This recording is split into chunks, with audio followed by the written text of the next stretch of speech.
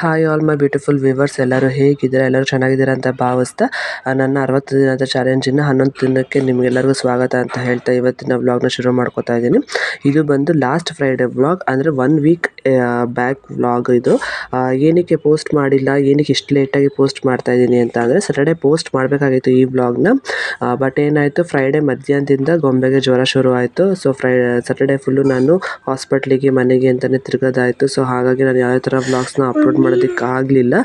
ಅವಳಿಗೆ ಇನ್ನೇನು ಹುಷಾರಾಗ್ತದೆ ಅನ್ನೋ ಟೈಮಿಗೆ ನನಗೆ ಹುಷಾರಿದ್ದಂಗೆ ಆಯಿತು. ಮತ್ತು ನನಗೆ ಹುಷಾರಾಗ್ತದೆ ಅನ್ನೋ ಟೈಮ್ಗೆ ಮತ್ತೆ ಅವಳಿಗೆ ಜ್ವರ ಜಾಸ್ತಿ ಆಯಿತು. ಸೊ ಅದಾದಮೇಲೆ ಗುಡ್ಡಿಗೆ ಬಂತು. ಗುಡ್ಡಿಗೂ ಈಗಲೂ ಜ್ವರ ಇದೆ. ಈಗೂ ಅವಳಿಗೆ ಬಿಟ್ಟು ಜ್ವರ ಬರ್ತಾನೆ ಇದೆ. ಸೊ ಮಕ್ಕಳು ಹೆಲ್ದಿಯಾಗಿ ಇದ್ಬಿಟ್ರೆ ನಮಗೊಂಥರ ಏನು ಬೇಕಾದ್ರೂ ಮಾಡ್ಬೋದು. ಸೊ ಮಕ್ಕಳು ಹೆಲ್ತ್ ಅಪ್ಸೆಟ್ ಆಯಿತು ಅಂದರೆ ಏನು ಮಾಡೋದಕ್ಕೂ ನಮಗೆ ಇಂಟ್ರೆಸ್ಟೇ ಇರೋದಿಲ್ಲ. ಏನು ಮಾಡೋದಕ್ಕೂ ನಮ್ಗೆ ಒಂದು ಎಂಥ್ಯೂಸಿಯಾಸಮೇ ಇರೋದಿಲ್ಲ ಅಂತಲೇ ಹೇಳ್ಬೋದು. ಸೊ ಈ ಮೇಯಲ್ಲಿ ಲಾಸ್ಟ್ ವೀಕ್ ತುಂಬ ವರ್ಸ್ಟ್ ವೀಕ್ ಅಂತಲೇ ಹೇಳ್ತೀನಿ ನಾನು. ತುಂಬ ಹಾಸ್ಪಿಟ್ಲಿಂದ ಮನೆಯಿಂದ ಹಾಸ್ಪಿಟ್ಲಿಗೆ ತಿರುಗೋದೇ ಆಗಿಬಿಟ್ಟಿದೆ ಈ ವೀಕ್ ಪೂರ್ತಿನಿ. ಅದಕ್ಕೋಸ್ಕರ ಲೇಟಾಗಿ ಅಪ್ಲೋಡ್ ಮಾಡ್ತಾಯಿದ್ದೀನಿ. ನನ್ನ ಚಾಲೆಂಜನ್ನ ಬಿಡಬಾರ್ದು. ಏನಾದರೂ ಕಷ್ಟ ಬರಲಿ, ನನ್ನ ಚಾಲೆಂಜನ್ನ ನಾನು ಪೂರ್ತಿ ಮಾಡಲೇಬೇಕು ಅನ್ನೋ ಕಾರಣಕ್ಕೋಸ್ಕರ ನಾನು ಮಾಡ್ತಾಯಿದ್ದೀನಿ. ದಯವಿಟ್ಟು ಹೋಗಿ ಸಬ್ಸ್ಕ್ರೈಬ್ ಮಾಡ್ಕೊಳ್ಳಿ, ಹಾಗೆ ಫಾಲೋ ಮಾಡಿ ಅಂತ ಕೇಳ್ಕೊತಾ ನೆಕ್ಸ್ಟ್ ವ್ಲಾಗಲ್ಲಿ ಸಿಗ್ತೀನಿ. ಅಲ್ಲಿವರೆಗೂ ಬಾಯ್.